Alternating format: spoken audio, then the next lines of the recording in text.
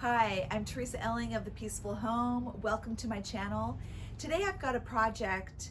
I'm going to redo this Moses basket and I'm going to prepare it for a baby. It's got some spots where the wicker has pulled apart and broken off, and that's probably what happened here, and the previous owner wrapped it in string, which was a great idea.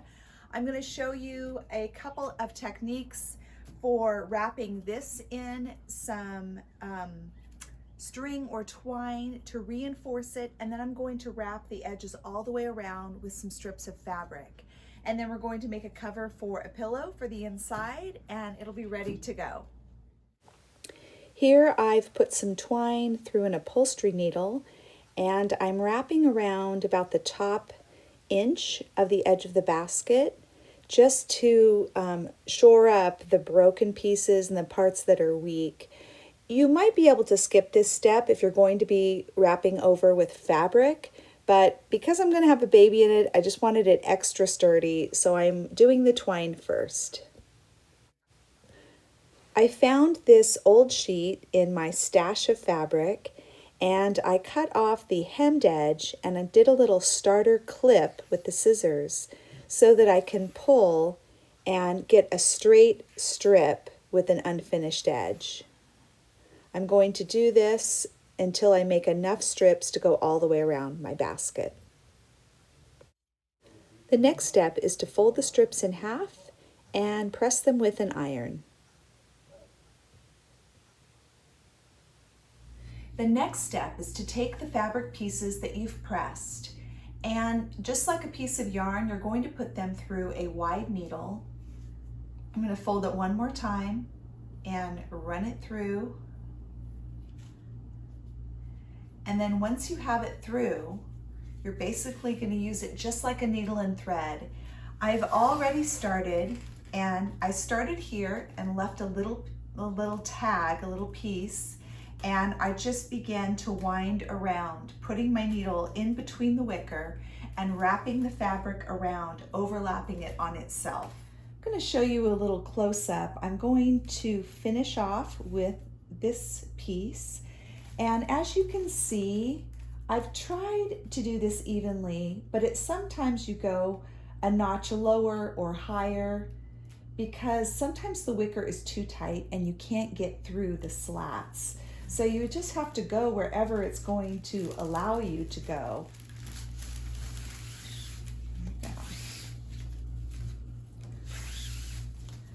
And so now what I can do is basically take this end and this end, fold them over, and I'm going to go over the top of these and basically sew them in.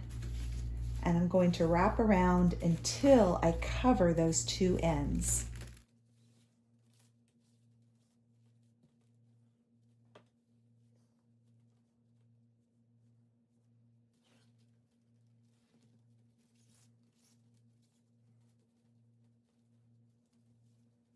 Now that I've finished wrapping the edge and the handles, I've just taken another strip raw on each side to tie a bow around the edge of each handle just to kind of finish it off a bit. So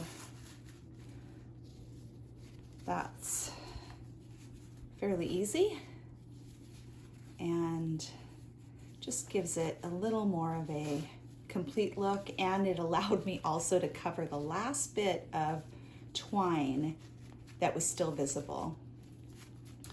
And now I'm ready to put a filler in, a pad for the bottom. And what I'm going to do is use this old neck pillow, and I've placed my babies in here over the years so many times because it makes a perfect little cradled spot for them. But what I want to do is, instead of this kind of trapezoid shape, I want to get a square in there or an oval. So I'm going to take out a little more of the padding, and also so that I can take in the corners to make it fit perfectly inside the basket. I opened this end so that I could remove some of the filling for the corners. It was a little too much. And now I'm just doing a simple whip stitch to put it back together. Nothing fancy because this will be covered.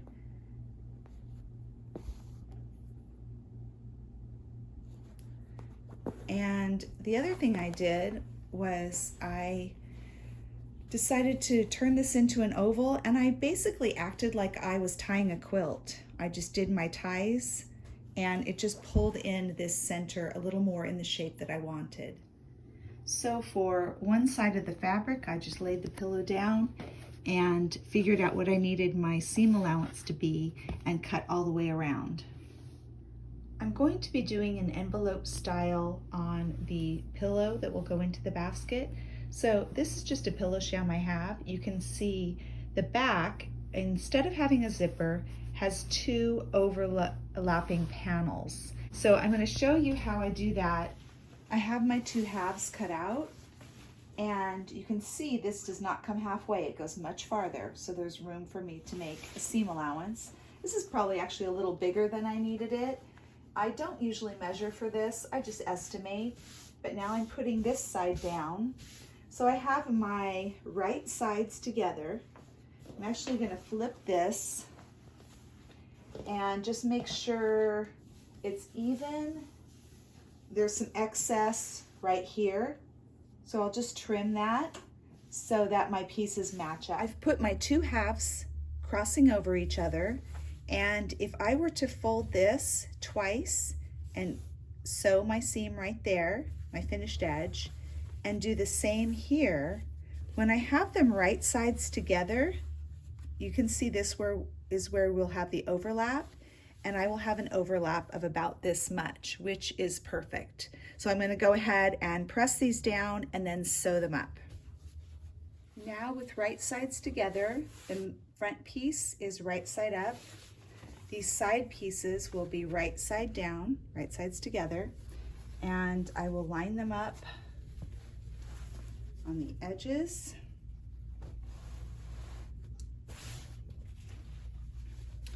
Put the second piece right side to right side. Line that up. I like to sew these, pin these together. You will not be sewing here, but it just helps to hold this securely while you are pinning everything else. And I don't know what's wrong with this pin. It is not sharp.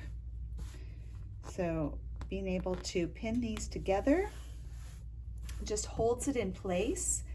And then I will pin, there's going to be one point on each end where the 3 layers are touching. The rest of the way it will be 2 layers. And so we'll pin all of that together all the way around, and I will sew that. I've sewed all the way around my pillowcase and actually turned it inside out, tried it on the pillow, and it was a little too big. So I went in another about 1/2 inch all the way around again. And now I'm going to turn it inside out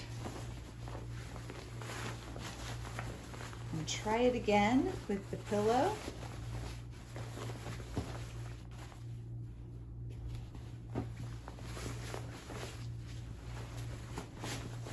I can already tell that's better, not quite as loose.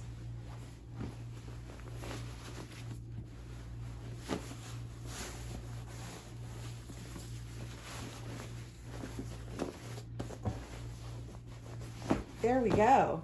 So I'm going to put it in the basket and go get a baby. Here is the finished product. I had to put my sweet new granddaughter Amelia inside, and I will keep this basket at my house for when they come to visit, and we'll have a little place to tuck her in while she's sleeping.